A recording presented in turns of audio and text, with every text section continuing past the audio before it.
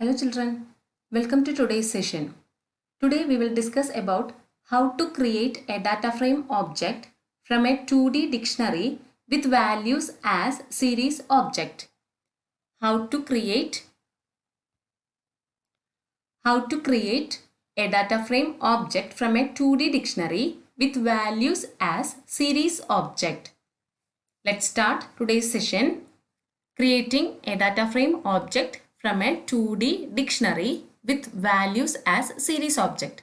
Here we are using this dictionary and series object in this data frame.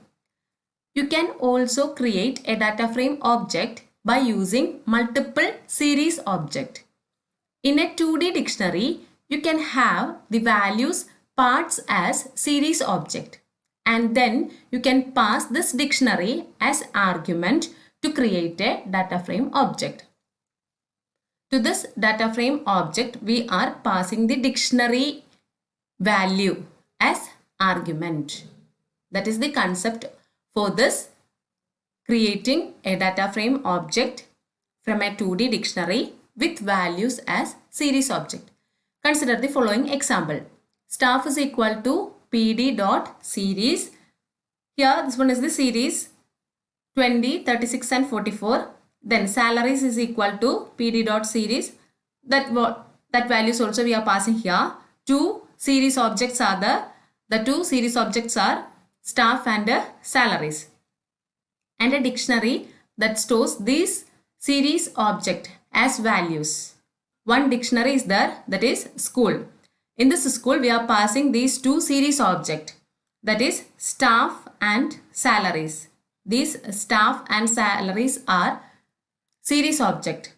We use this staff and salaries values in this dictionary.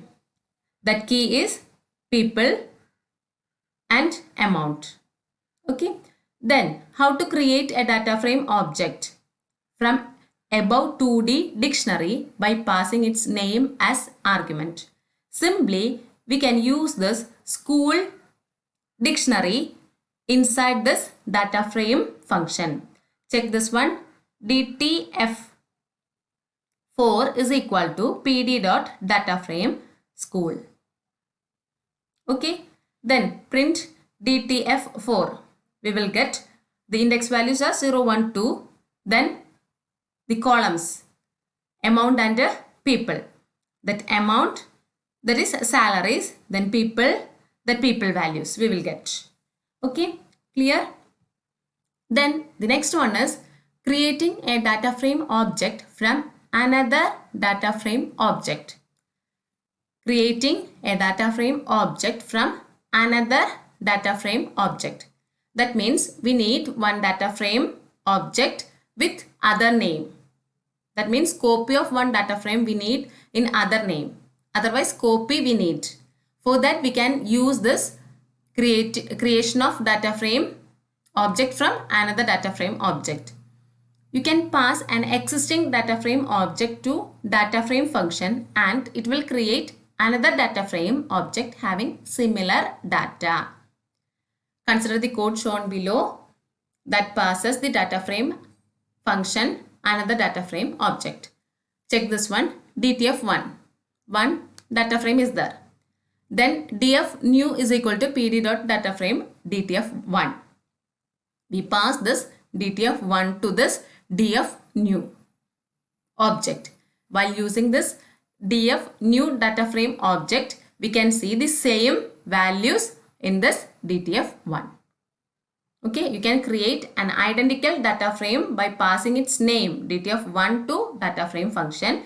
Check this one. df new is equal to pd dot data frame DTF1. You can display the new data frame object to confirm that it is identical to DTF1. df new, that is 0, 1, 2. These all are columns. 0, 1. These are rows. 1, 2, 3, 4, 5, 6. Displaying a data frame.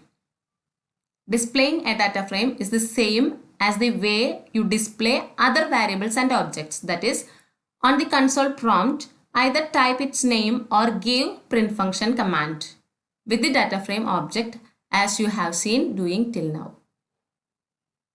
Okay, you know about that. Simply use this data frame object's name in the command prompt, or you can use this print function, print df new. Clear? The next one, data frame attributes.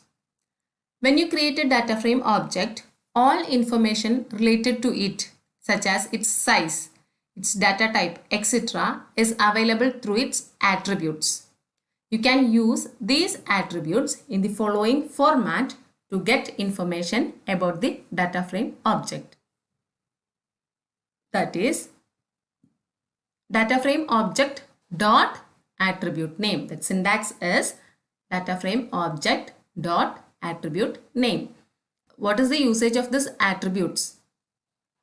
We can identify the size, its data types, everything we will get by using this attributes. Some common attributes of data frame object are listed in the table below. Check this one, index. The index, that is row labels of the data frame. We can see the row labels.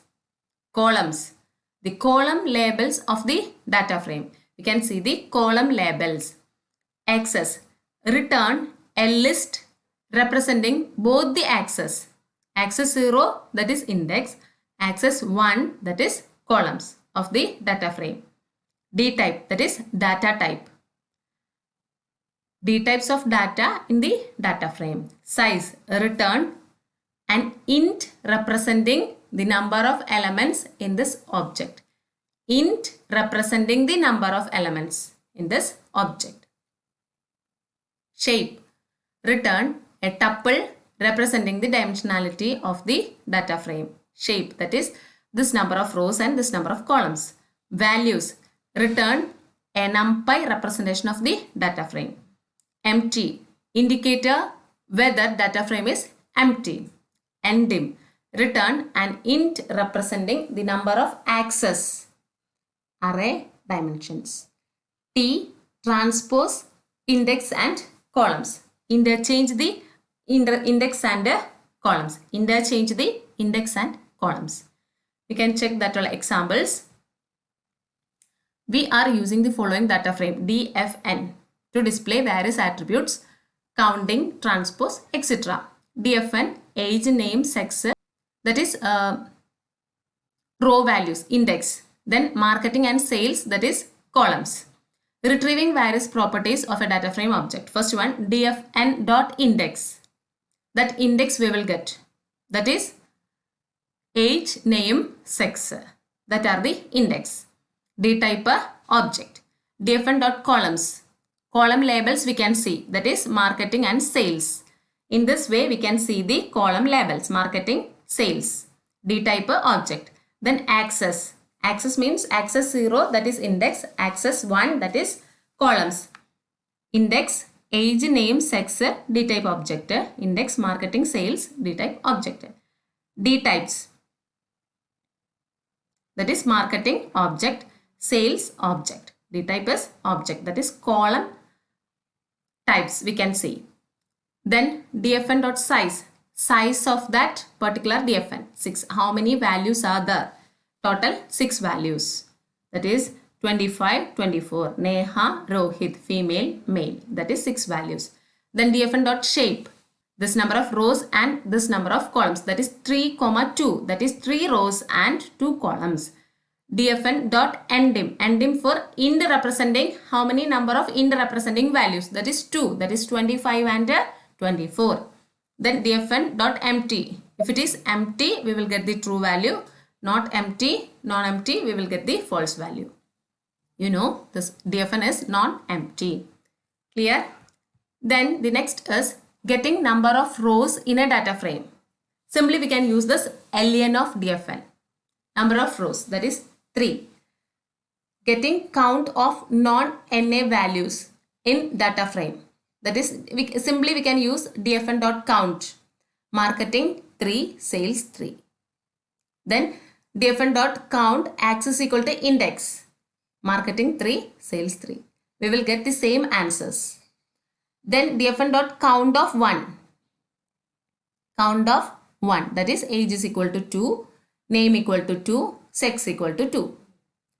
Then dfn dot count x is equal to columns, that is two values. X is equal to columns, age 2 columns, name 2 columns, sex 2 columns. Clear? Then transposing a data frame.